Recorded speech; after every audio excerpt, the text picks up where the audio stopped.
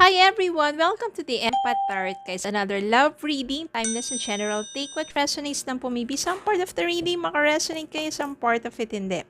Tingnan natin ngayon kung anong love connections, lessons in life and guidance ang ating mababatid for this reading.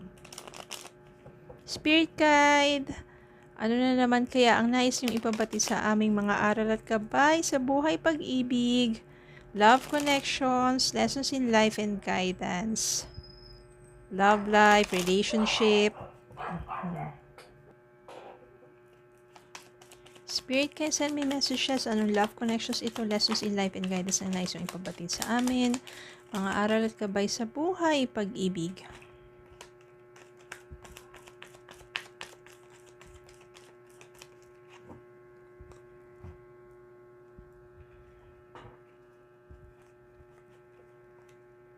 Justice.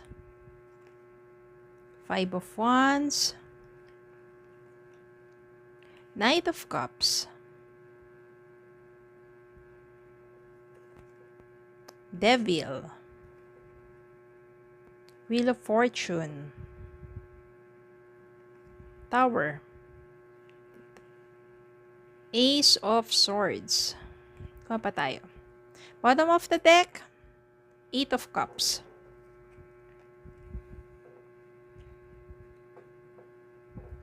Ito na lang yan. Yan.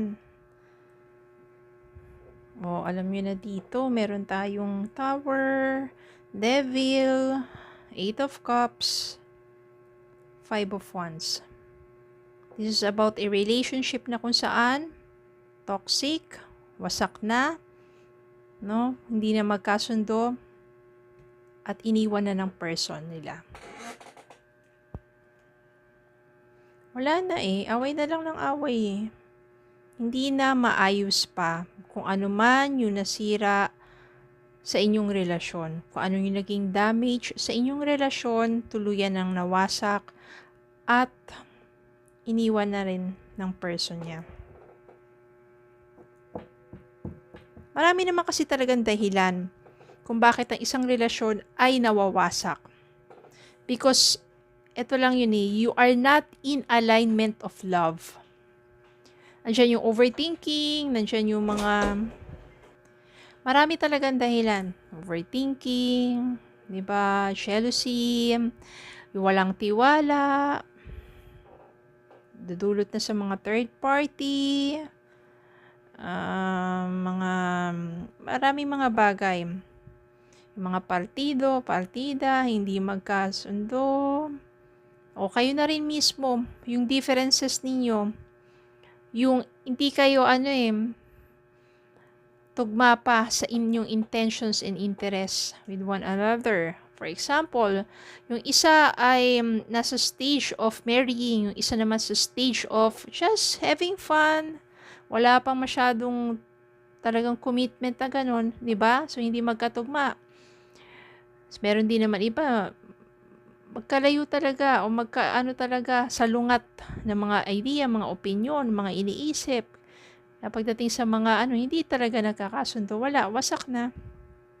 Hindi na naayos pa, hindi na nadala pa sa maayos na usapan. Hanggang sa umalis na lang ang isa.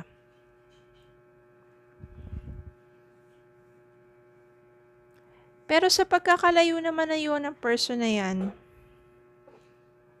doon mamumulat yung isipan mo. Yung Ace of Swords dito, you will realize that maybe he's not the right person for you. Na maybe there will be someone na talagang sabihin mong magkasundo kayo, na parang matagal na kayong magkakilala, na parang matagal na kayong magkaibigan, na kung saan magaan ang pakiramdam na kasama mo siya. Masaya ka kapag kasama mo siya. At balanse ang puso at isipan. Hindi lumalamang yung puro emosyon na lang. Andun din yung thoughts bukod dun sa feelings. Kaya mas natitimbang, mas nagiging maayos kung ano yung mga needs ninyo sa isa't isa, inyong relationship. Diba? Na ipapahayag ninyo mabuti ang inyong mga nasa isip at ipapahayag ninyo mabuti kung ano yung inyong nararamdaman sa isa't isa. Upang sa ganon, 'Di ba? Aware ang bawat isa kung ano na yung talagang feelings ninyo. Ang mahalaga po kasi talaga diyan is meron kayong communication, hindi lang basta communication which is open communication. Kasi minsan, for example, kayo na dalawa ng partner mo, tapos 'di ba may mga bagay na ginagawa siya or may mga bagay na hindi siya nagagawa that you feel that you are taken for granted, tapos sinasarili mo lang yung pakiramdam na yun. Na nagtatampo ka na pala, sumasama na yung loob mo, gano'n. Hindi mo pinapaalam sa kanya samantalang siya, feeling niya, okay ka lang naman, okay lang kayo, 'di ba? Na okay lang din yung mga pang-araw-araw ninyong magkasama, 'di ba? Pero para sa'yo pala, may mga pagkukulang, ganyan. Dapat ipahayag mo, ito yung nararamdaman ko. 'Di ba? Bakit ko nararamdaman 'to? Kasi ganyan ang ginagawa mo, ganito yung pinaparamdam mo sa akin. So, kapag isa naman is in-acknowledge niya na, oo nga, meron ako mga pagkukulang, nagkakaayos, pas nagiging maganda, may open communication. Or for example, yung isa naman sasabihin sa'yo na, 'di ba, dapat ganyan, ganito, or ganito kasi yung ano ko, nasa isip ko, ganyan. Tapos hanggang mag-compromise kayo, 'di ba? You must have open communication. Kailangan pinapaalam ninyo sa isa't isa kung ano yung nasa puso at isipan ninyo, yung damdamin at kung yung nasa isip ninyo, yung thoughts ninyo. So that you can align each other, you can understand each other, and you can support each other, you can compromise. At ito yung maganda sa justice kasi matimbang, pareho yung timbang ng damdamin at kaisipan. Which is, yun ang mangyayari sa bago mong makikilala. Siya yung someone na mapagmahal. Emotional din tong taong to, pero alam niya kung paano makiramdam dun sa kasama niya, dun sa person niya. At ito talaga yung someone na magpapahayag. Ito yung cups. Oh. Feelings yan, emotions yan. Yan. Mabagal ang kanyang kilos, mabagal ang kanyang energy because this person, slowly but surely yan. Hindi siya yung nagmamadali. Kinikilala ka niya ng husto at gusto niya rin makilala mo siya ng lubusan. Magiging maganda ang kapalaran ninyong dalawa because of Wheel of Fortune. Magiging maganda ang panibagong takbo ng iyong love life with this person, especially there is balance between mind and heart, between thoughts and feelings. Kaya naman yung mga ganitong klaseng relationship na kung saan hindi nagiging open ang communication, na kung saan walang kompromiso, na kung saan, diba, iba immaturities, hindi talaga nagtatagal at umaalis na lang. At tuluyan na nawawasak. Pero wag mag-alala at wag malumbay kasi there will be someone na magiging matimbang ka sa puso't isipan niya.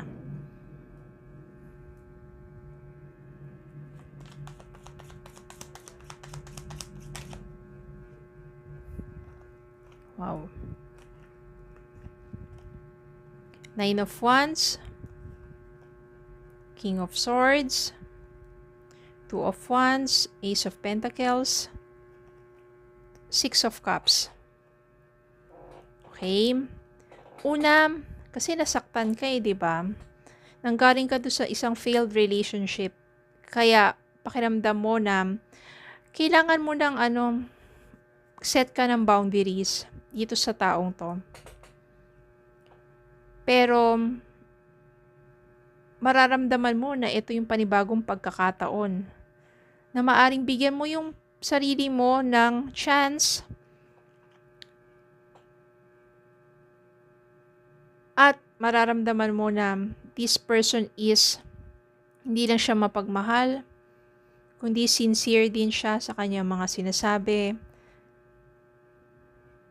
Siya yung someone na looking forward with you to be together, to travel together, and you will make more memories. Na pagdating ng panahon, marami kayong mabubuong mga memories together. happy, joyful, loving memories. This is a new connection. This is a new love with someone who is sincere, with someone who will prioritize you, with someone who will give you an open communication, the kind of relationship that has open communication.